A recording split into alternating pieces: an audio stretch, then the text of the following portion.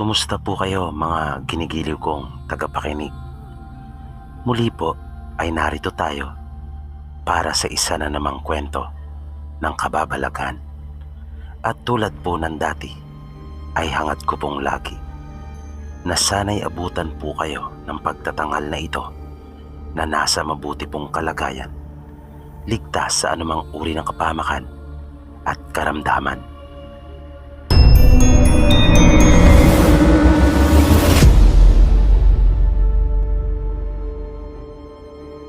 Kumusta po kayo, Sir PB? Magandang gabi po sa inyo. Tawagin mo na lang po ako sa pangalang Randy. Bago ko pa lang po na-discover itong channel nyo. Mag-iisang buwan pa lang po siguro ako nakikinig. Pero dahil sa mga napakinggan ko, kung kaya nagka-interes akong magpadala din ng kwento. Ito po ay naranasan ko mismo. Noong mga nagdaang panahon po kasi, ang trabaho ko po talaga ay pagko-construction. Isa po akong foreman. At nagkaroon ako ng boss na talaga naman po lagi siyang may project. Sunod-sunod kung kaya hindi na rin niya ako pinaalis sa tabi niya. Lagi niya talaga akong isinasama sa mga project niya. Mayroon din kasi ako noong hawak na mga tao. Ang karamihan sa kanila ay mga kamag-anak ko rin, na sa akin na nga natuto ng kanilang mga skill. Dahil na rin sa tagal na nilang sumasama sa akin. Isang araw, habang gumagawa kami sa project namin sa Pasay, ay biglang dumating si Boss Jake. Para itong nagmamadali at mahalata mo talagang excited. Nang makaharap ko na siya, ay sinabi niya sa akin mag-impake na raw kami.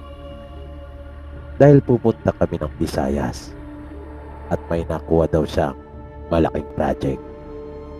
Sabi pa niya, yun daw ang isa sa malalaking project na hawakan namin.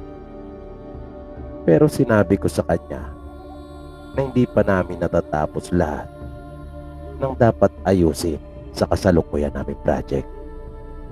Sabi naman niya sa akin, kinausap na raw niya yung kabilang grupo at sila nang magpapatuloy ng aming ginagawa. Ako at yung mga tauhan ko raw ang napili niyang isama. Tuwang-tuwa siya noon kaya hindi na ako nagtanong pa ng kung ano-ano. Dahil ayokong sirain yung kasiyahan niya. Ang totoo, natuwa din naman ako noon. Dahil ako at yung grupo ko ang siyang napili niyang isama. Kaya kinahapunan nang matapos ang trabaho namin nung araw na iyon, ay nagligpit na kami ng aming mga gamit. Inihanda na naming lahat ng dadalhin.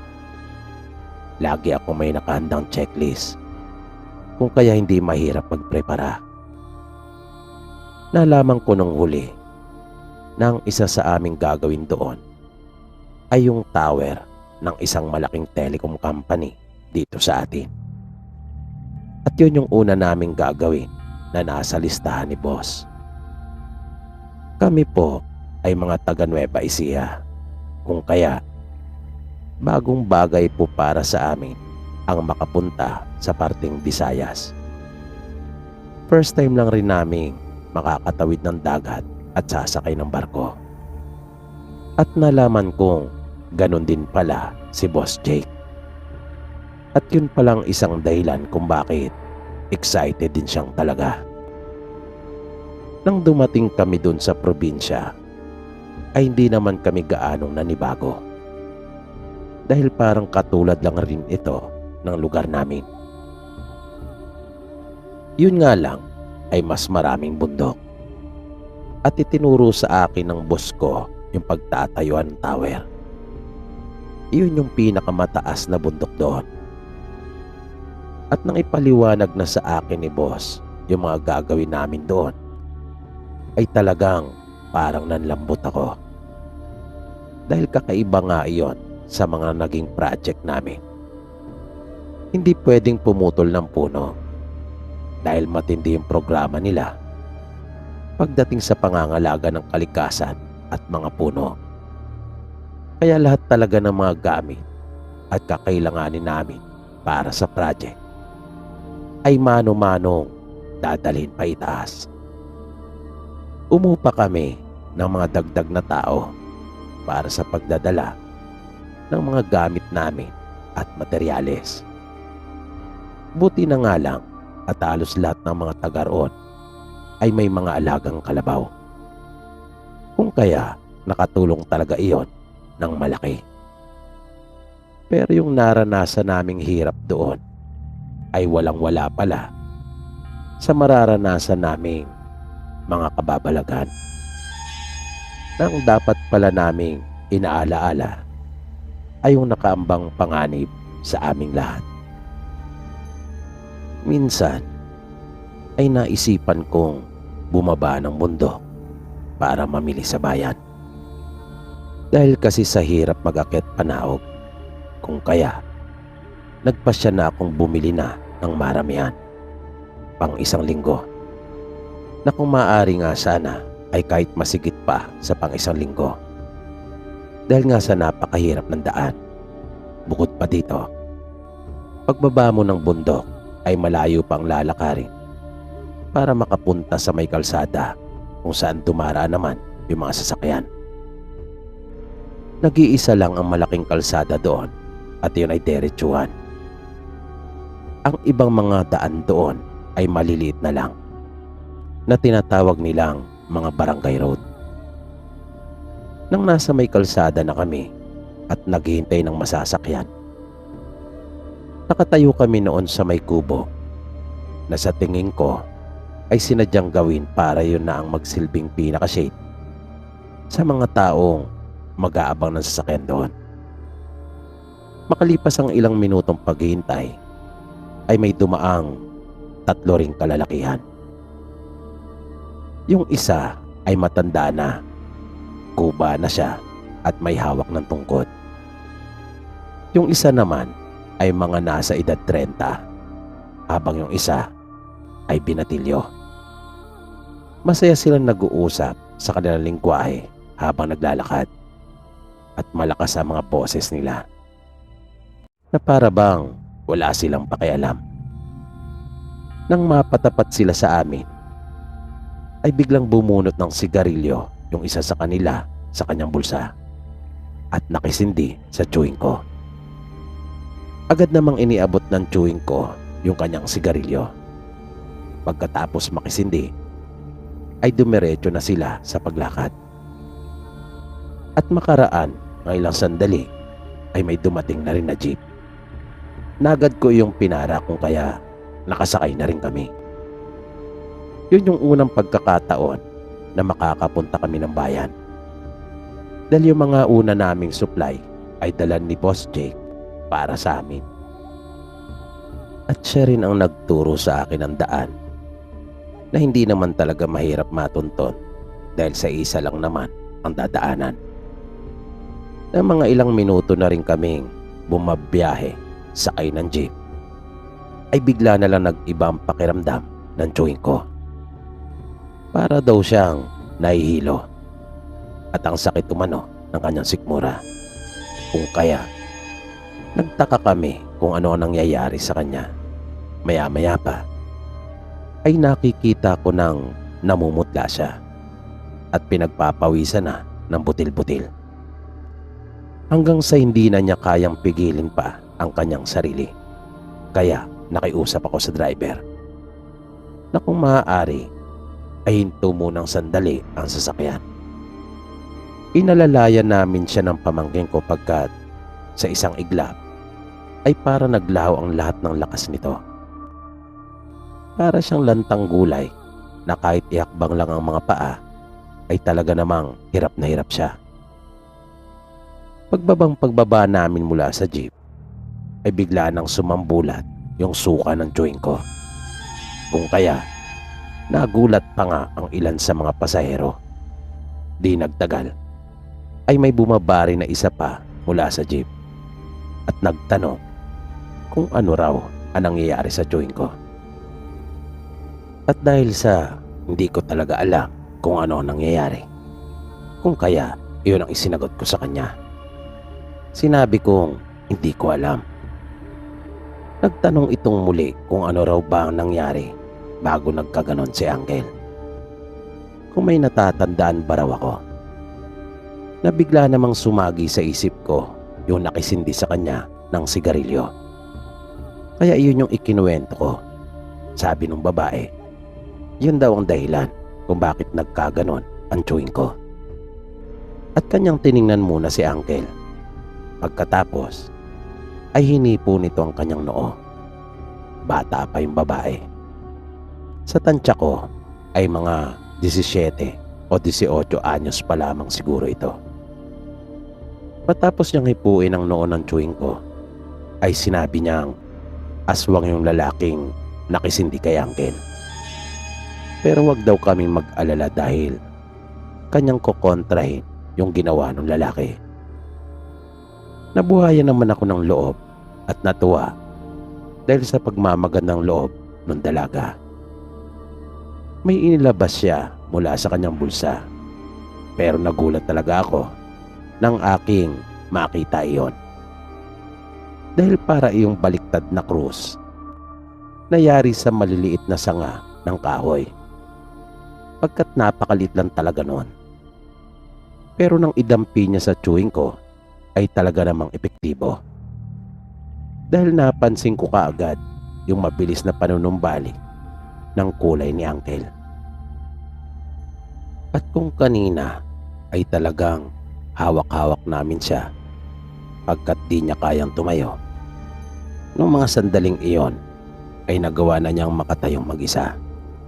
Matapos iyon ay sinabi ng dalaga na pwede na kaming sumakay uli sa jeep dahil gagaan at bubuti ang pakiramdam ni Uncle. Gagaling na raw ito dahil nawala na ng bisa yung orasyon na ginawa ng lalaki. Pasalamat lang din talaga kami pagkat mababait yung mga tao na nakasakay namin, maliban doon sa isang babae nang sama talagang makatitig at panay ang reklamo na sa palagay ko ay aswang din yata yon. Pagkat parang gusto niyang mapahamak ang chewing ko base na rin sa mga kanyang pananalita. At mabait din talaga yung driver dahil inintay niya talaga kami. Pagdating namin sa pamilihan doon sa bayan ay nagkabiruan pa kaming tatlo. Kapag may nakisindi ay hindi namin papansinin na kunyari ay hindi namin ito narinig at agad na naming tatalikuran. Pero sabi naman ng pamangking ko, ang mabuti raw namin na gawin ay wag na muna kaming manigarilyo habang naroon. Naagad naman siyang kinontra ni Uncle at sinabing imposible daw yon. Pagkat di niya kayang hindi manigarilyo sa loob ng ilang minuto dahil para talaga itong pugon. Pero yung naranasan naming iyon ay hindi doon nagtapos. Nasabi ko nga, parang halos isumpa ko yung pagpunta ko sa lugar na yon. Na parang nagsisi talaga ako kung bakit tinanggap ko pa yung trabahong iyon. Ang sunod ko namang naranasan ay nangyari mismo doon sa site kung saan kami nagtatrabaho. Gabi na noon at kasalukuyang kaming tumatagay. Nang makaramdam ako ng pagkaihi ay lumabas ako ng barracks namin. Medyo maliwanag naman noon sa labas dahil mayroong buwan. Nang nailabas ko na si Manoy para umihi ay bigla akong naapatingala dahil sa narinig kong malakas na pagpagaspas. At nakita ko pang lumundo yung sanga ng puno. Pero itinuon kong muli yung pansin ko sa aking ginagawa. Dahil ang akala ko ay malaking ibon lang o kaya naman ay manok. Dahil kung iisipin nga ay nasa kalagitnaan kami ng kagubatan. Dahil napakarami talaga mga puno at naglalakihan pa. Nang matapos na ako sa pag-ihi, ay bigla ako nakarinig na para bang mayroong humihinga malapit lang sa akin. At naramdaman pa iyon ng balat ko. Kaya napalingon ako muli. Nang wala akong makita, ay agad ko nang ipinasok yung kargada ko at isinara ang zipper. Nagmamadali akong pumasok dun sa aming barracks. At ikinuwento ko sa kanila yung naranasan ko. Na di pa ako natatapos sa pagkukwento, ay biglang humuni yung aswang. Na nung una ay di ko talaga alam na aswang yon. Kahit yung mga kasama kong kamag-anak na naroon, ay di rin alam na ganun pala yung huni ng aswang. Yun yung unang pagkakataon na narinig namin yon. At ang nagsabi sa amin ay yung gwardiyo na kasama namin na nagjo-duty doon sa site. Nakainuman namin noong mga oras na yon. At yung isang trabahador na taga roon din na bayaw ng gwardya. At nang humuni nga yung aswang, ay biglang sumigaw yung gwardya at sinabing kanya raw papuputukan ng baril ang bibig nito kapag hindi tumigil. Sinabihan rin niya itong umalis na at sa ibang lugar na lang magkalat ng lagim dahil nakikilala niya raw ito. Makaraan ng ilang sandali ay biglang tumahimik. Pare-pareho kaming nakikiramdam ng mga oras na iyon. Ang akala namin ay umalis na yung aswang, kung kaya hindi na namin ito naririnig pa. Pero bigla itong humuning uli, kung kaya tumayo na yung gwardya at dinampot yung kanyang baril. Lumabas ito. Sumunod naman kami pero nasa buka na lang kami ng pinto.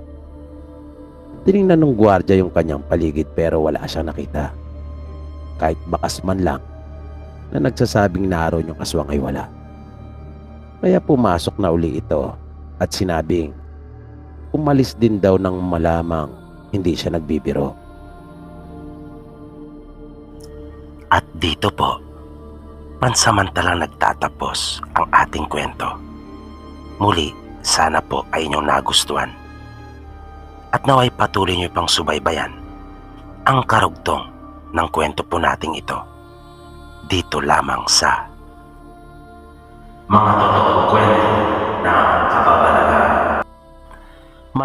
Maraming salamat po at hanggang sa muli.